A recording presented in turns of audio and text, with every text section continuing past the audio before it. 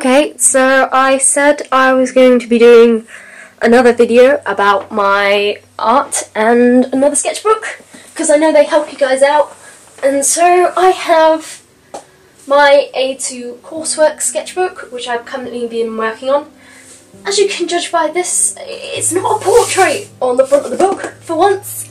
And so this one's a little bit different. We had to choose our own word to start it off, as it was a personal investigation, and I chose first word.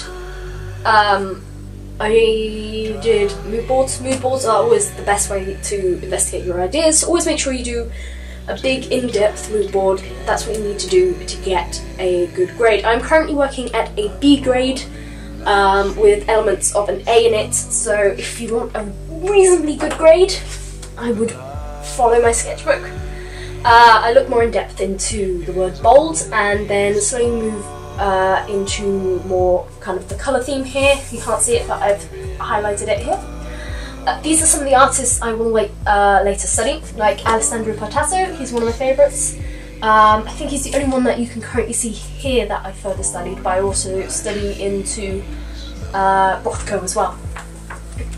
Next is just a small mood board of some of my own images, primary imagery, investigation. I started doing this before the summer holidays, just before I got back.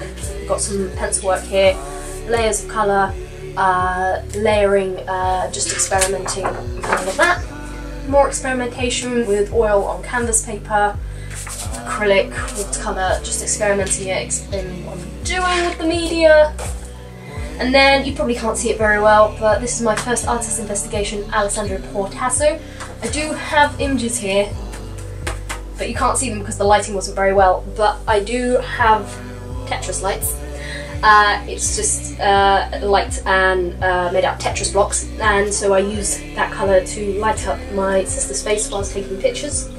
I then kind of took that influence to create my own piece of artwork here. This is about a one size I did. It was the first big piece I've done with that. I did that within the first couple of weeks.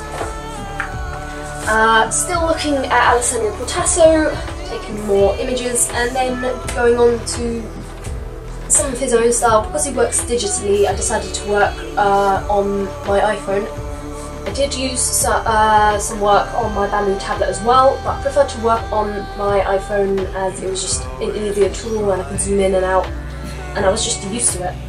So these here were done on my phone, and then these here were also done on my phone, and then I just have some experimental work here, not very good.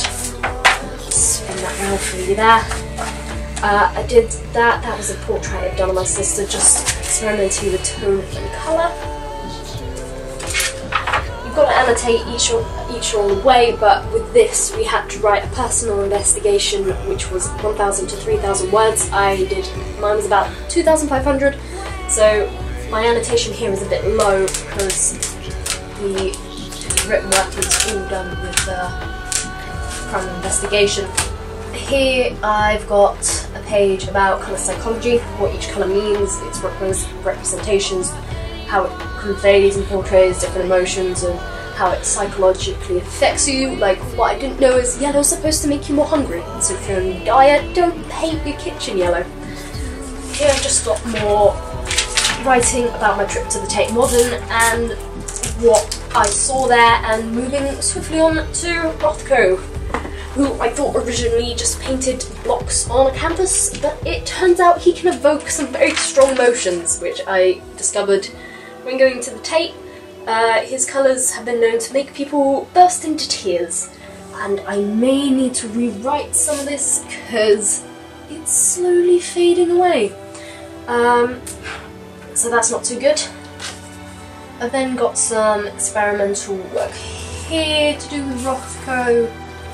The whole layering with colour. What he does is he does layer upon layer upon layer of oil and acrylic to get these heavy, rich colours, and so I wanted to experiment that with different media, such as watercolour, ink here. I like this one here because it kind of appears like it's burning even though it's ink. And that is the lovely sound of acrylic. here I'm just experimenting again with more layering, starting off with kind of like a Rothko style piece on the background and then working with a portrait on the front.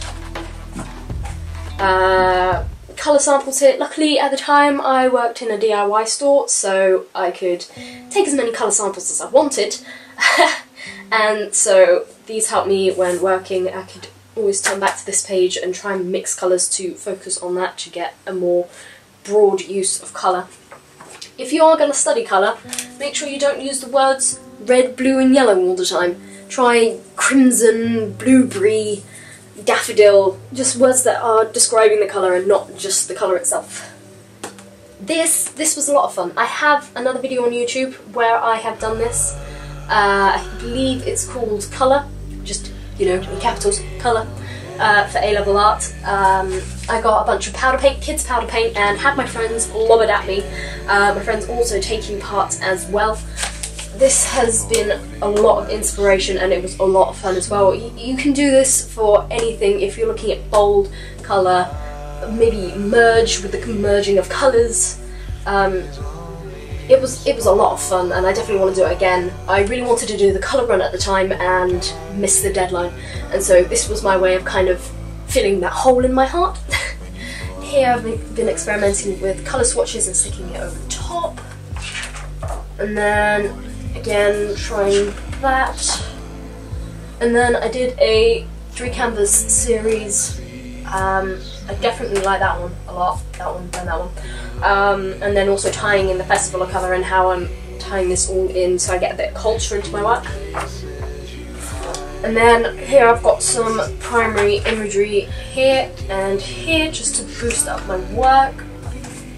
And then planning another canvas piece. This is how it turned out. It was a 3-layered canvas, which was inspired by Rothko because Rothko uses layers.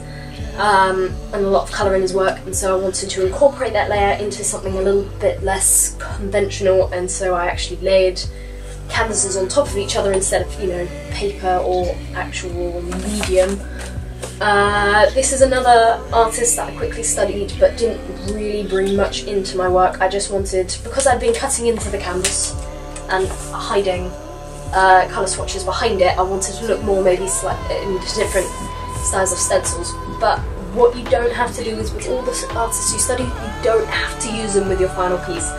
And so that was just a quick investigation to broaden my ideas and such. And so I didn't study that artist for very long because there is out the way.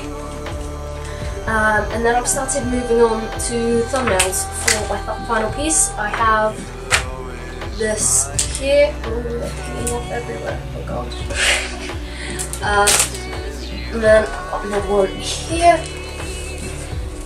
I really like this one. I just wish that I'd shattered these white bits off a little bit more. It reflects the emotion and the colour that I wanted to portray. And then, yay, sticky notes, all my homework that I got to do, yeah! And this is the current stage I'm at now. I am very close to finishing my final piece. Oh. And then I've got some more thumbnails there. As you can see, this shape here will be my canvas, and I am looking into creating my own triangular canvas, and I've made it, and the picture will be showing up now. It is very difficult, but there is a step-by-step, kind of a 3-step guide on how to make a triangular canvas. It's not as difficult as I thought it would be. It's just, as soon as you've got the angles as a stencil, it's fine. You can make any triangular canvas you want. And so that is also going to be on a link down in the doobly-doo. It's just on my Tumblr page. And yeah, that is my sketchbook of colour.